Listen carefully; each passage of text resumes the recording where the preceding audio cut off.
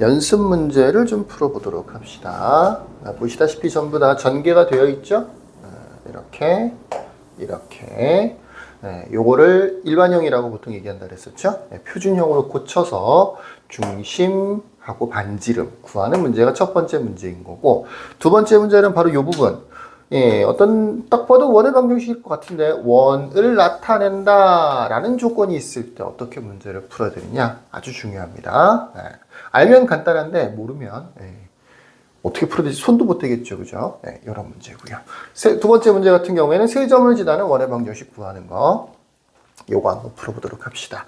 이런 경우에는 외심 구할 때도 활용이 될 수 있는 방법 중에 하나예요. 이 세 점을 꼭지점으로 하는 세 점을 꼭지점으로 하는 삼각형의 외접원의 중심을 구하세요. 외심을 구하세요. 라고 하는 형태의 문제에서도 똑같이 출제가 될 수 있어요. 그것에 대한 풀이법도 좀 배워보도록 합시다. 자, 일단 첫 번째 문제 같은 경우에는 표준형으로 고쳐줘야 되는데 어렵지 않죠? 첫 번째 거, 문자가 있다고 해서 똑같아요. x제곱 마이너스 8x, x끼리 모아두고요. 자리 좀 비워두고 완전 제곱식을 만들어줘야 되는 거니까 y제곱 플러스 2ay 자리 또 조금 비워놓고 그 다음에 상수항이라고 하는 마이너스 9 이항을 시켜서 플러스 9를 만드는 거죠. 자, 마이너스 8을 보고 16을 생각해내야 돼요. 그럼 오른쪽에다가도 16을 더해줘야 되는 거고, 이게 2a야, 2가 아니고 1 더하면 소용이 없어. 플러스 a 제곱 해줘야 돼요. 이렇게요. 그럼 이제 중심의 좌표는 뭐가 되느냐? 요게 x-4의 제곱이 될 거고 y 플러스 a의 제곱이 될 테니까 중심의 좌표는 4, 마이너스 a가 되는 거죠. 근데 그게 b, 마이너스 3이라고 되어 있으니까 a가 3이고 b가 4다 라는 걸 알 수가 있는 거죠. 또 a가 3이다 라고 하면 이거 자체가 9, 16, 3의 제곱 9로 바뀌는 거잖아. 그죠? 그래서 계산해 보면 a를 아니까 바로 계산까지 해보면 이게 25에다가 9를 더하면 34가 되는 거네요. 그죠? 그럼 반지름은 루트 34라고 하면 되는 거죠. 이렇게 풀이를 해주시면 되겠습니다. 자, 1번에 있는 두 번째 문제는 원을 나타낸다 라고 되어 있는 문제는 대체로 이와 같이 표준형 아니고 일반형으로 보통 표시가 돼요. 역시 1번에서 했던 것처럼 이것도 표준형 형태로 고쳐볼게요. 자, x제곱 플러스 kx 있을 거고 자리 좀 비워 놓을 거고요. 플러스 y제곱 마이너스 2y 있을 거고 상수항 마이너스 5 이항시키겠죠. 여기가 k라고 돼 있어서 조금 어려울 수도 있지만 4분의 k제곱이 필요합니다. 그럼 오른쪽에도 4분의 k제곱 붙이시고 y제곱 마이너스 2y죠. 그럼 플러스 1 붙이고 오른쪽에도 플러스 1 이렇게 양변에 똑같이 더해줘야 되는 거죠. 자, 원을 나타낸다라고 할 때는 이 앞쪽 부분, 요 부분은 별로 필요 없고 요 부분, 이게 바로 r 제곱 부분인 거죠. 이 r 제곱 부분에 있는 4분의 k제곱 마이너스 4. 이 r 제곱, 얘가 0보다 크다라고 하면 이 r 제곱 마이너스 요 r 제곱 반지름 제곱한 거 당연하겠죠. 반지름 제곱했는데 어떻게? 당연히 양수가 되겠죠.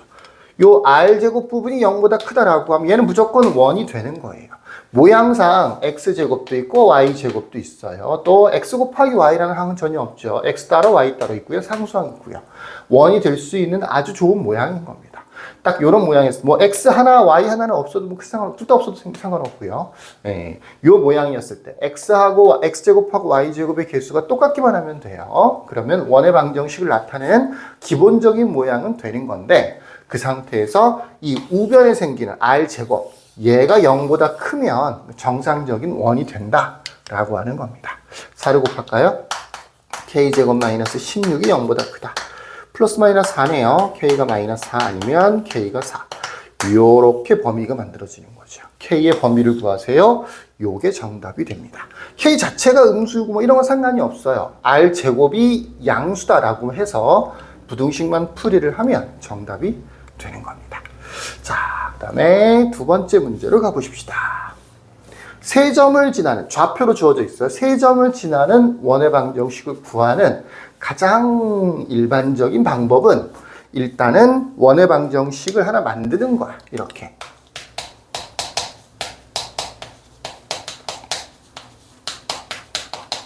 요 모양이 가장 일반적인 원의 방정식의 모양이에요. 여기를 ax 플러스 by 플러스 c라고 두는 거죠. 개수들이 뭔지 모른다라는 얘기예요. 얘네들만 알면 원의 방정식이 만들어지겠지. 자, 세 점을 지나는 원의 방정식 또는 세 점을 꼭지점으로 하는 삼각형의 외접원의 방정식. 요렇게 구합니다. 일단은 첫 번째로는 원의 방정식을 하나 만들어요. 일반형으로 만드는 거죠. 표준형으로 만들어도 되긴 되는데 그럼 이제 제곱을 해야 되는 부분이 있어서 훨씬 더 어려운 연립 방정식이 만들어져요. 이 원에다가 두 번째로 0,0, 5,1, 6, -4를 차례차례 한 번씩 대입을 해요. 대입을 하면 당연히 방정식이 3개가 생기겠죠. 0이 포함되어 있으면 굉장히 이로울 수 있는데 0, 0, 0, 0 대입해주면 첫 번째는 C는 0이라는 식이 하나 만들어져. C 값을 벌써 구한 거야. 구했으면 빨리 0으로 고치는 게 좋겠죠. 그 다음에 5,1도 대입합니다. 25, 1, 5A, B는 0 이런 식이 하나 만들어지고요. 6, -4도 대입해요. 6, 6에 36, 16, 부호 조심하시고 플러스 6a 마이너스 4b는 0이라는 식이 만들어져요. 어떻게 풀지 감이 잡히죠? C값이 벌써 구해져 있으니까 조금 수월한 편이고 연립방정식을 이제 풀이를 하면 그러면 A값, B값도 구할 수 있어서 원의 방정식이 만들어지는 겁니다. 4배를 더 할까요? 요거는 마이너스 26으로 옮기고 이거는 마이너스 40, 52로 옮깁시다. 4배를 해서 두 식을 잘 더해 볼게요. 그러면 B가 지워질 거야. 그러면 26A가 될 거고요. B는 지워졌을 거고. 이 계산이 좀 크니까 어렵네요. 8, 64, 24, 마이너스 104. 64, 24, 84. 맞죠? 그 다음에 마이너스 52 하면 마이너스 156이 되겠네요. 마이너스 156. 156 맞죠? 6으로 되겠네요. 26으로 나눠주면 마이너스 6이 되겠네요. 6이 12, 마이너스 3이 딱 맞네요. A가 마이너스 6입니다. A가 마이너스 6이면 다시 대입을 해주면 B를 구할 수 있겠죠? 여기다 대입을 할까요? 요 식에다 대입을 해보십시다. 마이너스 6이면 마이너스 30에 플러스 B가 마이너스 26 되는 거니까 B는 4가 되겠다. 그래서 원의 방정식이 만들어졌죠. 이렇게.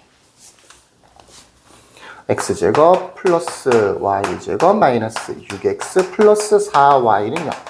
원의 방정식 자체를 구하세요라고 하면 이걸로 끝날 거고 예를 들어서 중심이나 반지름의 좌표를 구하세요라고 하면 또다시 표준형으로 고쳐주면 되겠죠. 특히 뭐 아까 전에 얘기했던 외심을 구하세요라고 하면 외접원의 중심, 외심을 구하세요라고 하면 원의 방정식 자체를 구하라는 건 아니고 원의 중심을 구하라는 얘기가 되는 거니까 이렇게 고쳐줘야 되겠죠.